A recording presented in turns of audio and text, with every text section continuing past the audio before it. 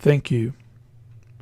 Hello everybody, my name is Craig Bennett and I'm the founder and owner of TechViewsNope, and today we are going to get into another Python tutorial, and this one's going to get a little bit more into variables, basically what I got up on the screen right now, and I'm going to give you a little bit more fine detailed, especially the math portion of it. Now, as far as that goes, if you haven't seen the previous videos, check for the card towards the top. And if you just want to skip ahead, then feel free to do so, and the card will be towards the top.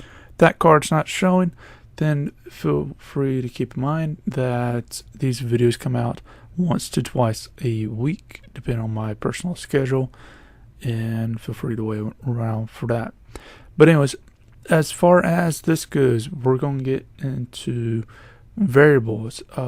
We got into it a while back, but now I want to get into the math side of things. So as we know the variable for most of this is going to be on the left side. So like, for example, this birth year is the variable, then it equals to an integer, which is 1987 or whatever you put in there.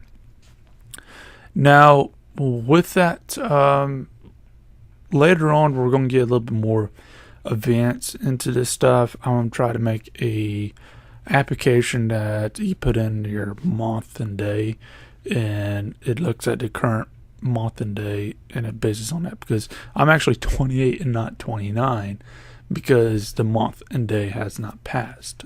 And we're going to get into that a little bit more in a later video whenever we're making an actual application. But for this instance, it's good enough to show you the math behind it. So right here, basically what I'm doing is defining the value for birth year, the variable for that, and current year, the variable for that. Now, with that, if we subtract, so right here, if we subtract birth year from current year, we get a negative. And if we subtract current year from birth year, then we get a positive 29. So you can actually subtract variables from each other, times, divide, and all the other stuff. And the other example that I got down here is A equals 1, B equals 2, and then A plus B equals C, and then it says C equals 3, since 1 plus 2 equals 3, and it says C is that value. Then when I ask for what is the value of C, it gives me 3. Then if I want to manually delete C, then I can do a DELC, and it deletes the value for C. And then if I try to ask for what is C again, it will say it's not defined.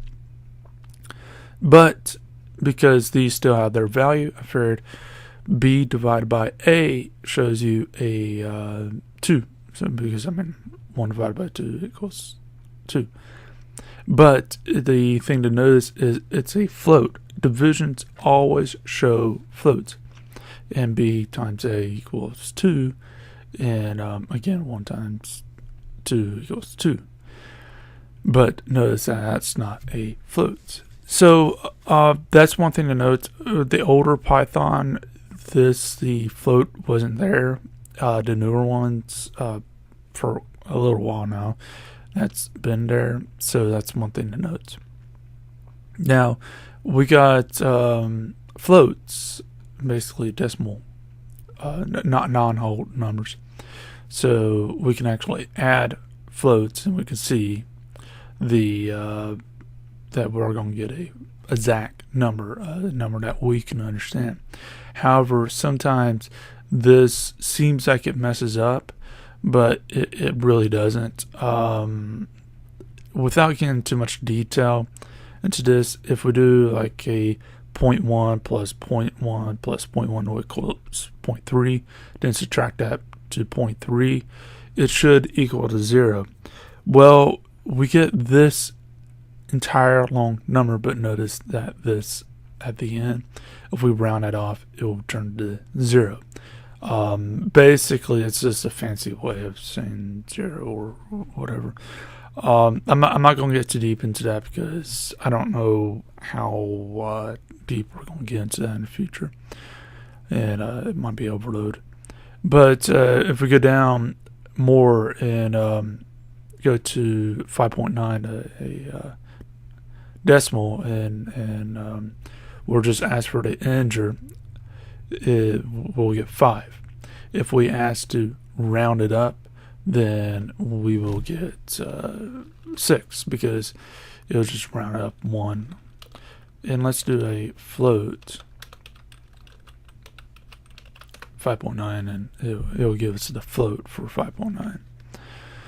So the thing to note with Python is it uses PEMDAS, and for those of you who are not familiar, either you live in a country that doesn't teach math or doesn't really do basic math type of stuff, basically it uses the same math principles as what we use.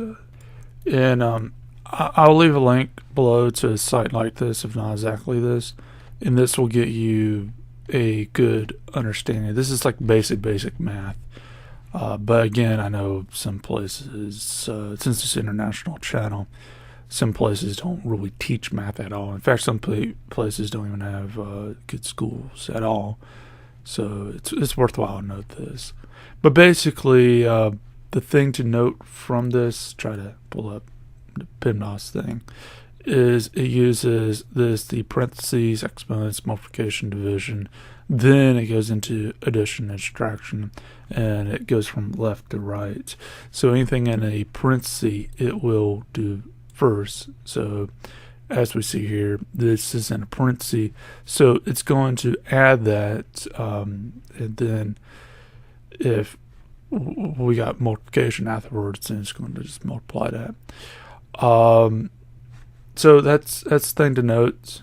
So for example, with this, basically 1 plus 1 equals 2, 2 times 2 equals 4. So it's a pretty straightforward equation. And then here what we have is, since remember the PEMDAS, we got 1 times 2 equals 2, since 1 times whatever equals whatever. Then we got plus 1 equals 3, so it's 2 plus 1 equals 3.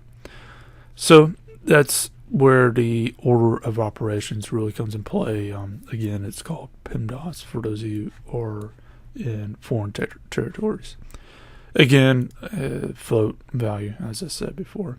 It's a fairly straightforward thing, and there is different types of math within Python, but what you're going to see most often is the basic algebra.